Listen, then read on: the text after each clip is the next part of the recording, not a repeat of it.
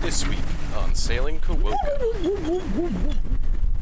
So I shall make broth! We've run aground on a sandbar.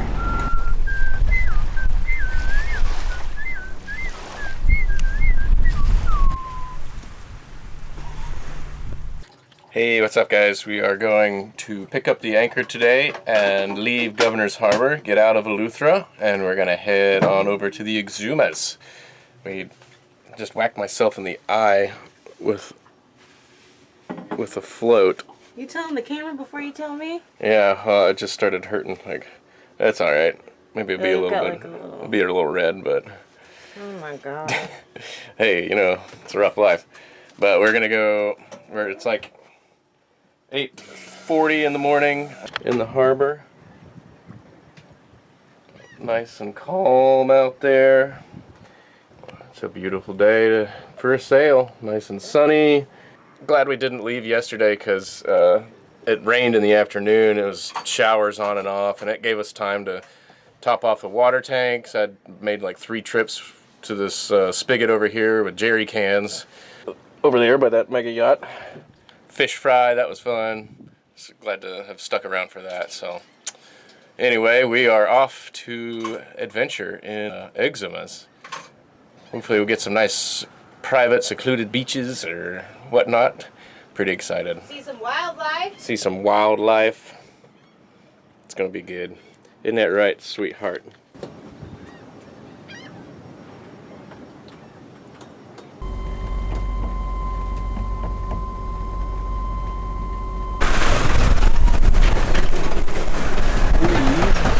Approaching Lighthouse Point. Let's see.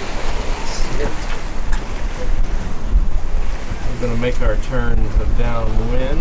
We're struggling with it a little bit, but getting a nice broad reach for this entire sail up to this point. And now we are.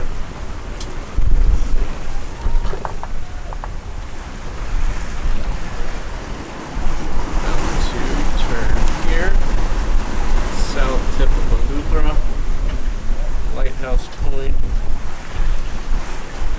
sail on across.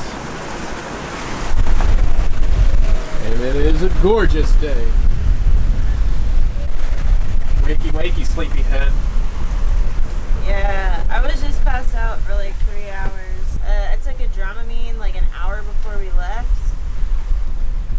this morning, and it just like knocked me down.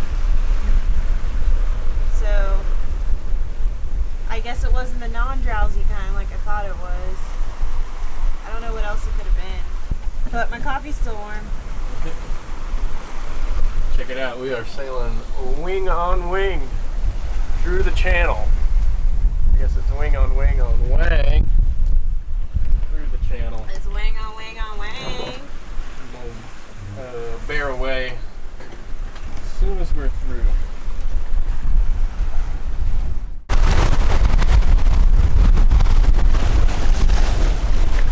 Bye, Eleuthera. Yeah.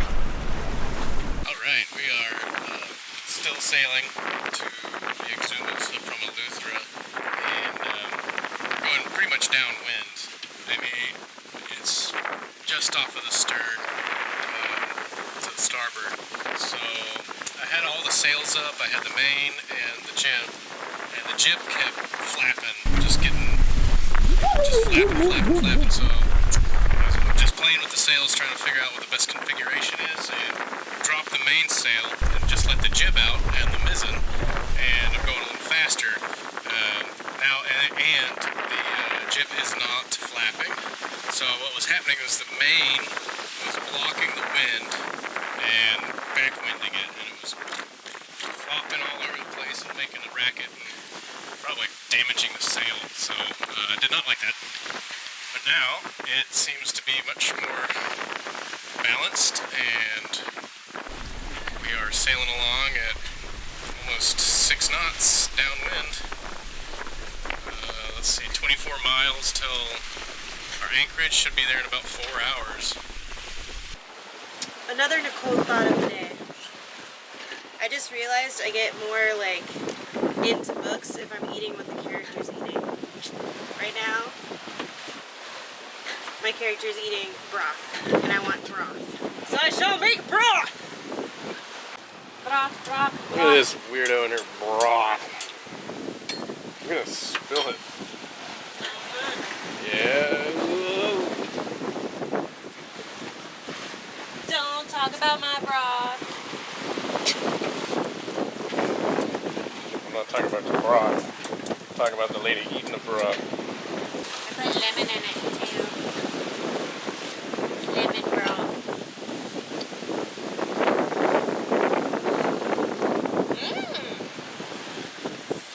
You wanna try some? Towing behind. Got these little shock cords here to, in case I do get a fish, I won't jerk it. And it's just wrapped around the cleat there to my little handrail. I don't think. Oh, I got up. Oh, you see him splashing? That's a dolphin fish. I was looking out to sea and I saw some flying fish jumping. I thought to myself, might as well put a fishing line out. And so I did, and within 3 minutes, bam, fish on. The hook broke. The second. Reset the hook. The second one I put out. About 10 minutes later, bam, another broken hook and a lost fish.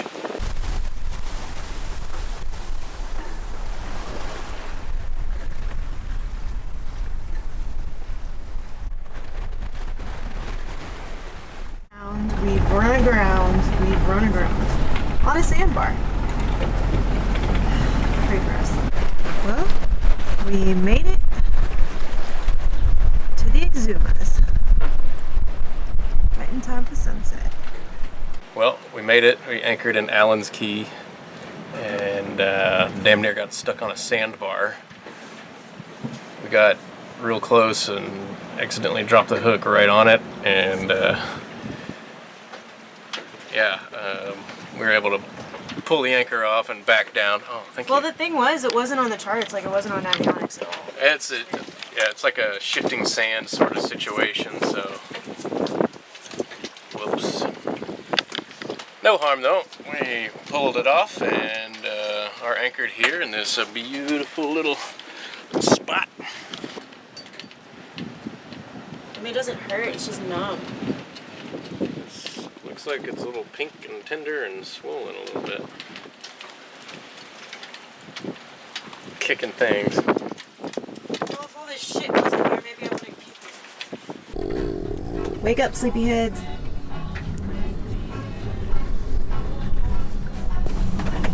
We got places to explore. Meow.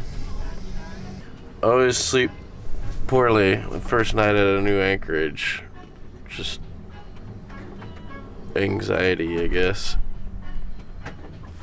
Hoping we don't drag, but we didn't. No, I just went and checked the anchor. It looks beautiful. I'll sleep sounder tonight. Terry, you ready for biscuits? Yes is the answer. Yes is always the answer. Hey people, we're in our first Exumas anchorage, and woke up and Philip was still asleep.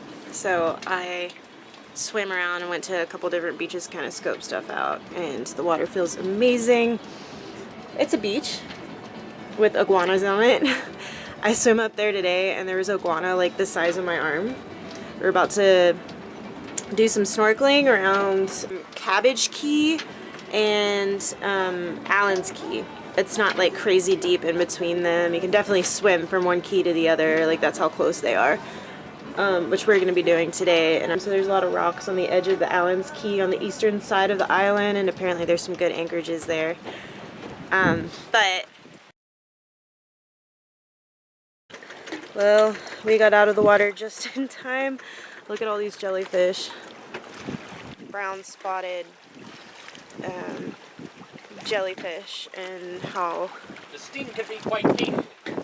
actually the sting isn't crazy painful, it's just like really, really irritating.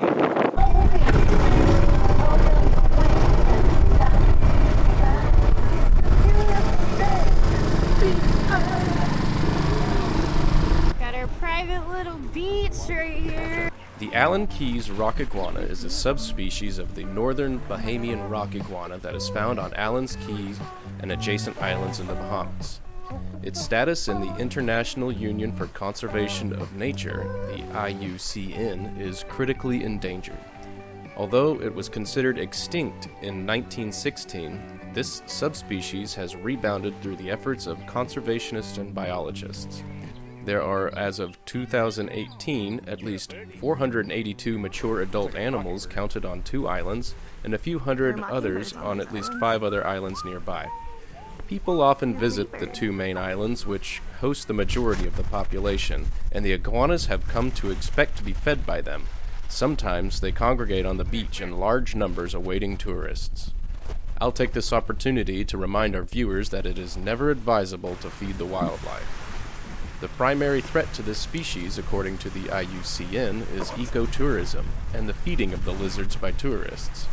A number of the tour operators moor at either of the islands, bringing a few hundred tourists each day to see the lizards on both Leaf and Yew Key. Tourists may transmit diseases and parasites and sometimes feed the iguanas unnatural foods such as foreign fruit, bread, brownies, or meat, which is believed to contribute to health problems for the lizards. Despite dogs and cats being banned, tourists continue to bring their pets, and a single loose dog could eliminate a population. We love experiencing wild and natural places and interacting with the wildlife. We must all do our part to experience these wonders with respect and stewardship in order to preserve them for future generations. We do our best to minimize our impact on the places we visit. These are beautiful lizards, and we were thankful for the opportunity to see them, but we were a bit bewildered by their unnatural behavior and tolerance for humans. So Philip, Hey, does this feel real? well, it kind of feels like you're in a dream. I can pinch myself every morning like, oh shit, I'm actually here, and this is what we're doing. Having lunch with some iguanas on a beach, on a completely isolated Bahamian island. Here I am. Here we are. It's always been a dream of mine to, like, did I ever see myself in this place? Well, it's always yes and no. Like, it was always a pipe dream, something nice to think about and hold on to, but, you know, I was able to accept, like, it's probably not going to happen, but I've been kind of slowly, incrementally gearing my life towards this moment for the better part of a decade now, and the fact that it's actually here, that time has arrived, that of all the hard work and planning and failed relationships, it's brought me to this point, And to me. and to find a partner who's willing to share this experience with me has just made all the difference in the world. And to find this iguana. Oh yeah. Hey, buddy. Sorry, ADD. You found an ADD partner. Yeah. Indeed. Keeping you on your toes, motherfucker. Keeping on your toes. Yeah. I love you. I love you too. Are you going to put that sticker on the plaque? Yeah, let's do it.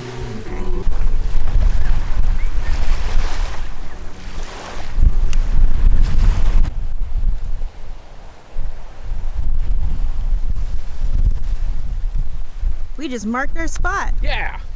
We done been here. We been here. So Nicole, after all the months of delays and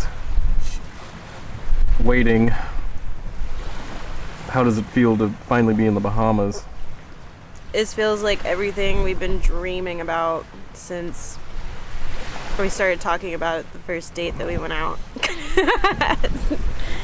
Like, for 6 months we were in Florida for many reasons, but I just felt so frustrated for and impatient, and I wanted to give up. And my thing is, like, I always wanted to travel the world. I like connect with people a lot. Yeah, just the people here are absolutely incredible. And like, then you take a look at this and we go to the Exumas and like, we've got this little beach to ourselves right now. Like it doesn't seem real. Let me ask you again, how does it feel to finally be in the Bahamas? Amazing. Fantastic. Unreal. I could die tomorrow happy. In the Bahamas. With my person. The only thing is missing is my friends and my family. So, you know, I could pretend that iguana's name is David Gadara and that lizard is Dana. Hey Dana, hey Dad. Well, maybe this will Hey, get them Dina. down here. Oh, here comes another one. There's Kawoko right yonder. Look at that curly-tailed lizard fella. Oh, look at it. Look, it's like shaking. Here, do zoom in. Whoop, whoop. Y'all, look at this water, these layers.